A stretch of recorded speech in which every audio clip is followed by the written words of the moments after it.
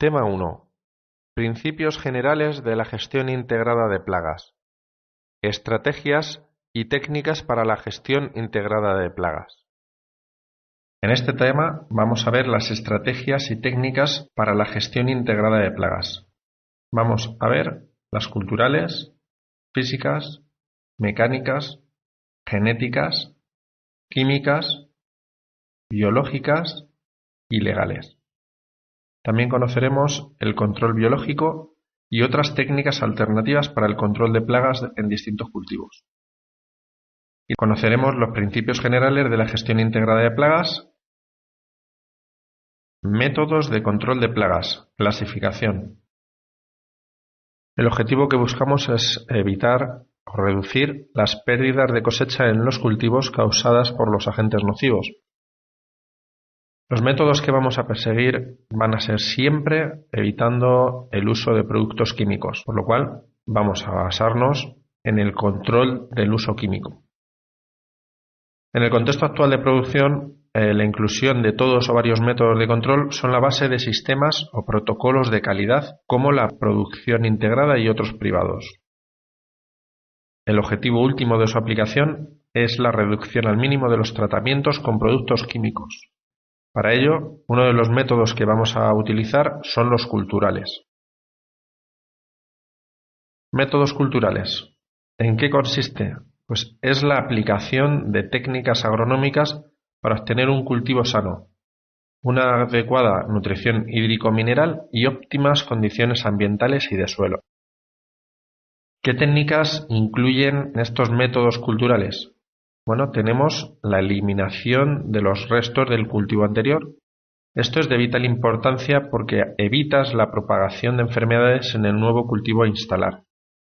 Otro método sería la rotación de cultivos, que es la estrategia más adecuada para el control de plagas y enfermedades. Es uno de los principios básicos en el que se basa la agricultura ecológica y tradicional.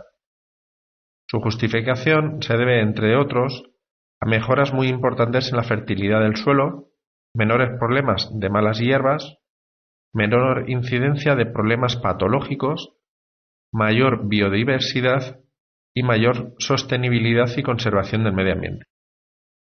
¿Qué es lo que tenemos que tener en cuenta a la hora de realizar rotación de cultivos? Tenemos que tener en cuenta propiedades físicas, químicas y biológicas de los suelos.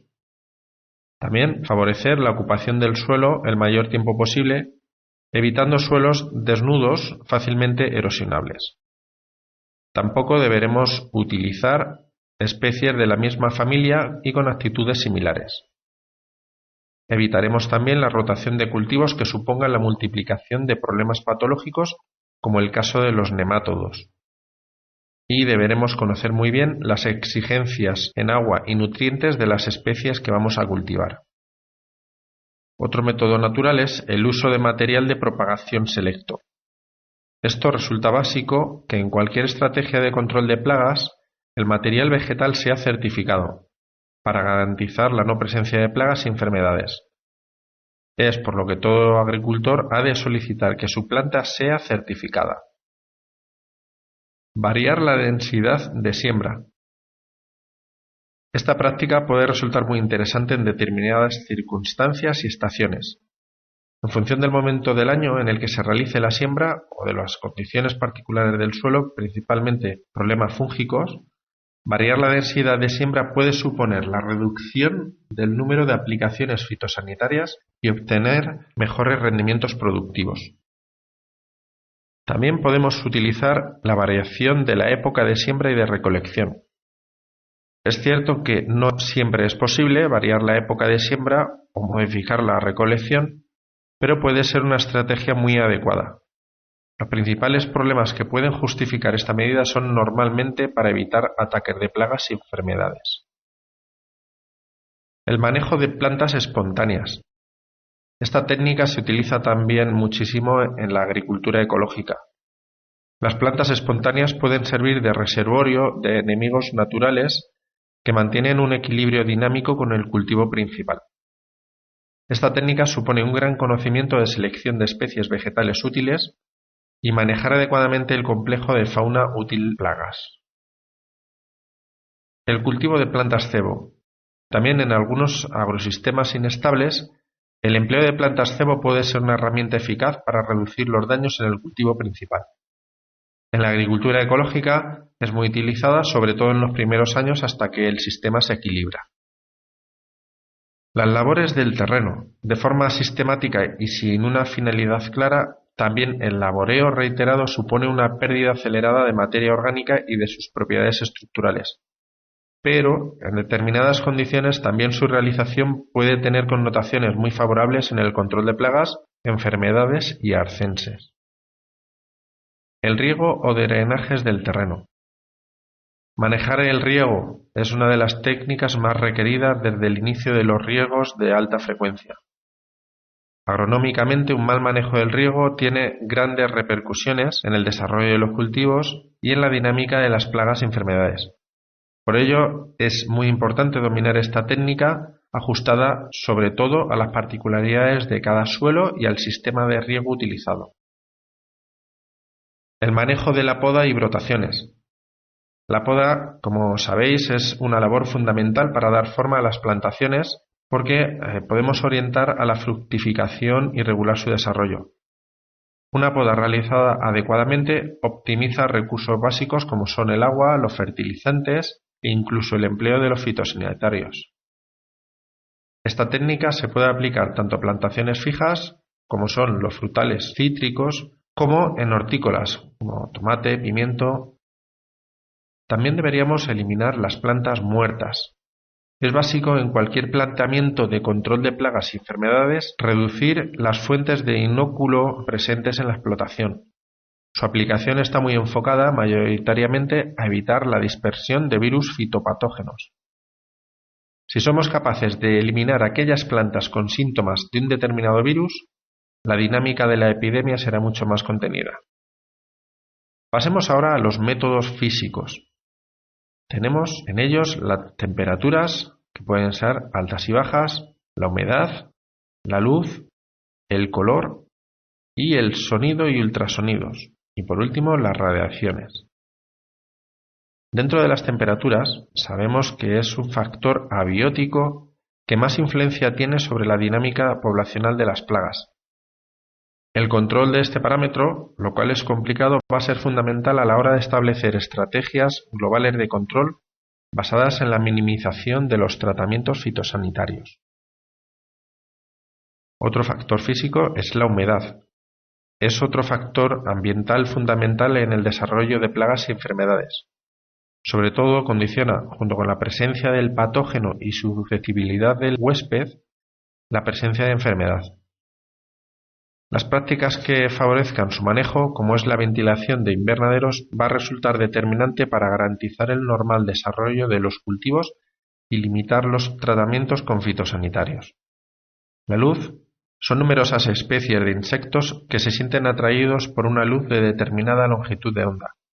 Este fenómeno se puede aprovechar o bien para realizar un monitoreo y determinar la dinámica poblacional de una determinada plaga, o para realizar captura masiva y reducir los niveles de estos insectos.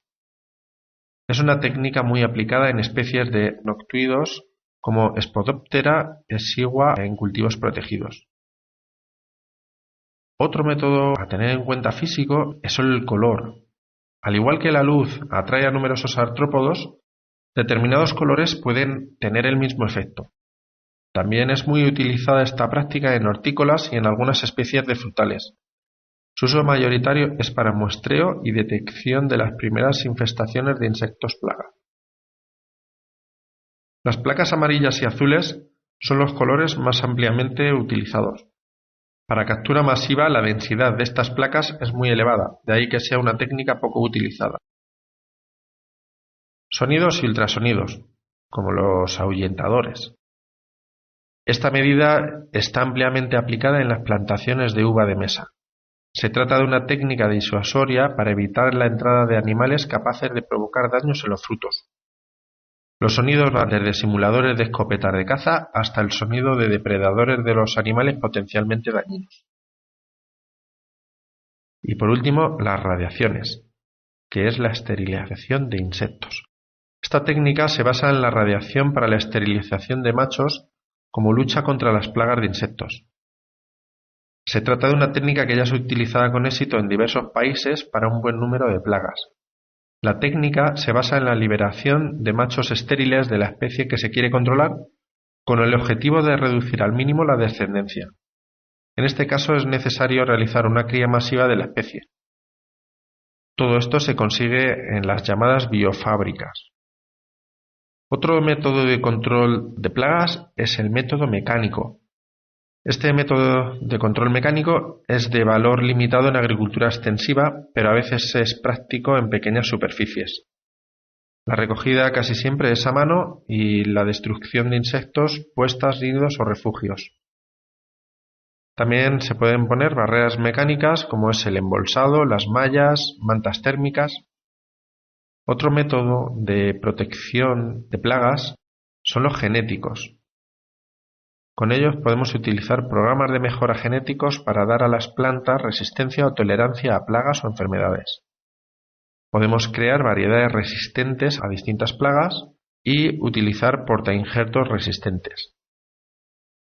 La mejora genética se basa en la introducción de genes de tolerancia y resistencia en variedades comerciales, haciendo posible su cultivo en muchas zonas donde la presión de determinadas plagas o enfermedades lo hace imposible o muy difícil.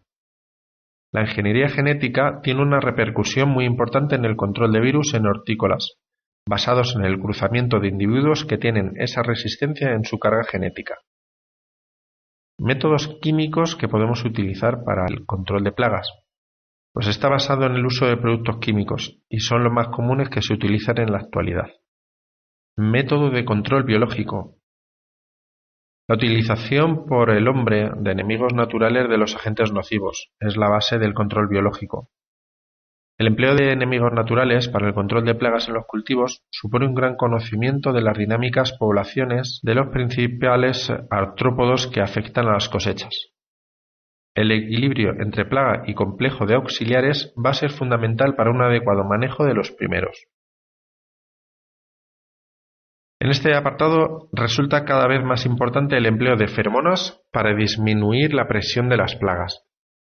Las feromonas son mensajeros químicos externos que favorecen las comunicaciones entre individuos de la misma especie, aunque pueden haber algunas excepciones. Las feromonas representan el medio más importante de comunicación intraespecífica entre los individuos. Los otros dos medios son el sonido y la visión, que sirven como atrayentes en uso de trampas de control. Hay de varios tipos: sexuales para el apareamiento y la reproducción, que sería de agregación para la búsqueda de alimento, de alarma para dispersarse, de oposición para localizar lugares donde poner los huevos. De todas ellas, las sexuales son las de mayor importancia para el control de plagas.